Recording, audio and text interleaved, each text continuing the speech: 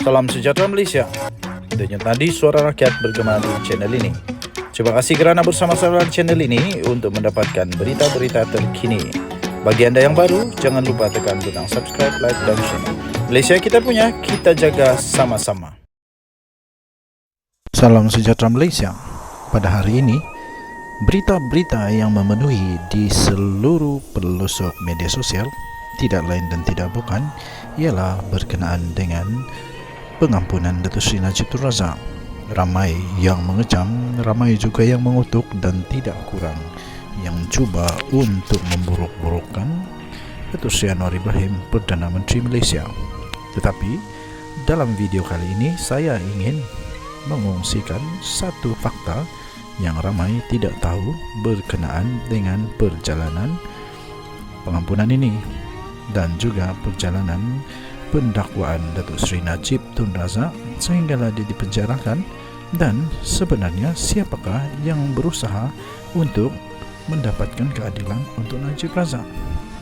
Berikut ialah kronologi yang pastinya menarik perhatian anda. Tuan-tuan dan puan-puan yang dihormati sekalian, untuk kes Najib, sebenarnya siapa yang bertanggungjawab mendakwa? Tidak lain dan tidak bukan adalah Atok Saka yang telah berjanji untuk mendakwa Najib Razak sekiranya dia jadi Perdana Menteri. Dan seperti yang dijanjikan, benar sekali bahawa dialah yang bertanggungjawab mendakwa Najib Razak, dan juga kroni-kroninya termasuklah telah berjaya menjalankan tanggungjawab untuk mendakwa Najib Razak sehingga Najib masuk penjara. Kemudian Abah Kau pula pada ketika dia memerintah sebagai Perdana Menteri Malaysia, pada ketika itulah bicara mahkamah dijalankan. Kemudian seterusnya siapa lagi yang bertanggungjawab? Yaitu pada ketika Pak Long Mail menjadi Perdana Menteri, pada ketika itulah jatuh hukuman penjara. Pelik-pelik saja ialah pada ketika Datuk Seri menjadi Perdana Menteri, dia berjanji dalam mendapatkan diskon hukuman, tetapi tiba-tiba saja dia sudah bersama bebaskan Najib.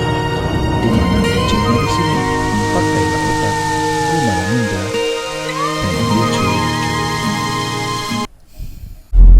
Salam sejahtera Malaysia. Denyut nadi suara rakyat bergema di channel ini. Tuan-tuan dan puan-puan yang dihormati sekalian, keluar saja keputusan tentang bagaimana cara Najib Razak diampuni, yaitu bukan pengampunan penuh tapi hanya dapat diskaun.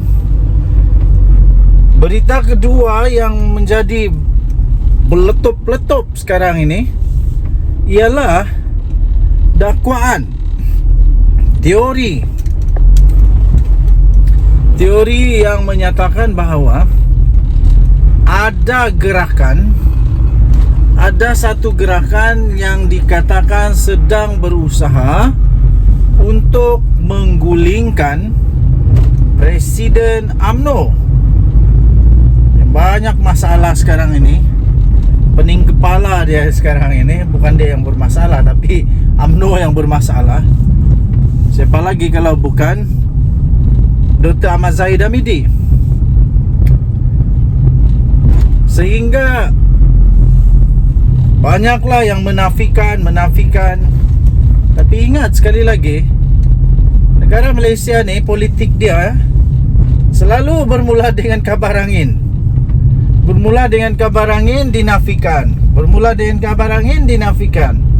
Last kabar angin menjadi ribut taufan, betul-betul jadi kenyataan. Banyak sudah buktilah. Jadi kabar angin yang bertiup kencang sekarang ini turut dinafikan oleh UMNO di Negeri Sembilan. Menyatakan bahawa pemimpin besar, pemimpin kanan di Negeri Sembilan tidak terlibat di dalam gerakan menggulingkan Datuk Seri Dr. Ahmad Zahid Hamidi. Persoalannya, Selalu orang kata begini ya. Dia kata takkan ada pokok bergoyang, daun bergoyang-goyang kalau tak ada angin bertiup-tiup, kecuali ada monyet di atas pokok dan haiwan-haiwan lah yang berada di atas pokok, dan gempa bumi. Okey, tapi bagaimana benda ni boleh muncul? Masih lagi menjadi perbualan hangat. Kita akan cubalah untuk kupas sampai macam mana boleh terjadinya berita mengatakan bahawa adanya gerakan ini. Bagaimana boleh ada teori tiba-tiba muncul mengatakan adanya kelompok, kumpulan konspirasi untuk menggulingkan Datuk Seri Dr. Ahmad Zahid Hamidi. Dan persoalan seterusnya, kalau memang ada kelompok ini yang sedang dalam membuat gerakan untuk menggulingkan Datuk Seri Dr. Ahmad Zahid Hamidi, kalau ada, kenapa? Apa tujuan mereka untuk mahu Zahid Hamidi digulingkan? Apa masalah Zahid Hamidi sebenarnya? Adakah UMNO ada masalah dalaman sekarang ini? Kalau ada, nampaknya bukan hanya bersatu yang dalam masalah, tapi juga dalam UMNO. Nampaknya ada beberapa teori yang mungkin boleh bangkit kenapa adanya gerakan ini, kalau memang ada betul gerakan ini dilaksanakan. Teori-teorinya banyak juga teori-teorinya ya, tuan-tuan dan puan-puan. Antara teori yang mungkin boleh difikirkan ialah kemungkinan kerana kegagalan Datuk Seri Dr. Ahmad Zahid Hamidi untuk mendapatkan pengampunan penuh Datuk Seri Najib Tun Razak. Teori yang kedua yang mungkin boleh timbul ialah kerana mungkin supaya Zahid Hamidi dapat ditukarkanlah, supaya dapat tukar nahkoda, supaya ada satu dasar baru yang tetap di dalam kepimpinan UMNO, supaya dia boleh gantikan yang selalu orang kata sekarang ini. Zahid Hamidi dikatakan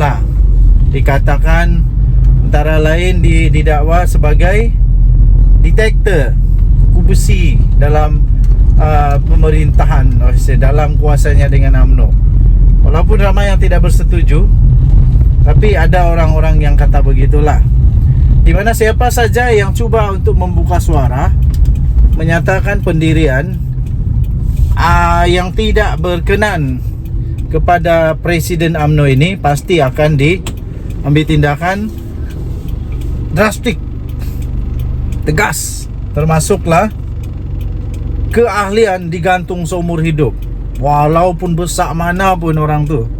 Contohnya Khairi Jamaluddin, yang sampai sekarang masih ramai orang yang melihat bahawa itu satu kerugian yang amat besar kepada UMNO kerana membuang seorang yang amat penting. Ya, amat penting.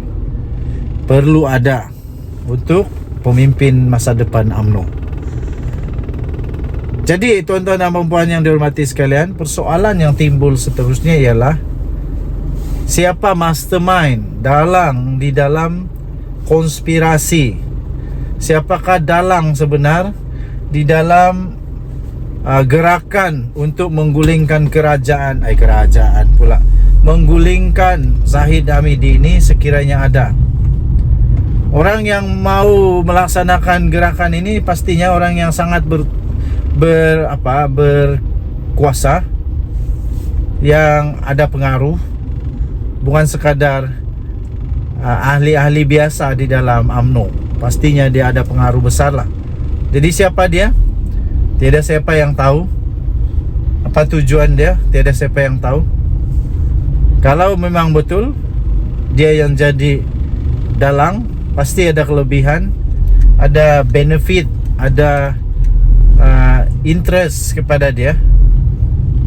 Jadi pasti nanti lama-lama timbul juga siapa yang terlibat kalau ada.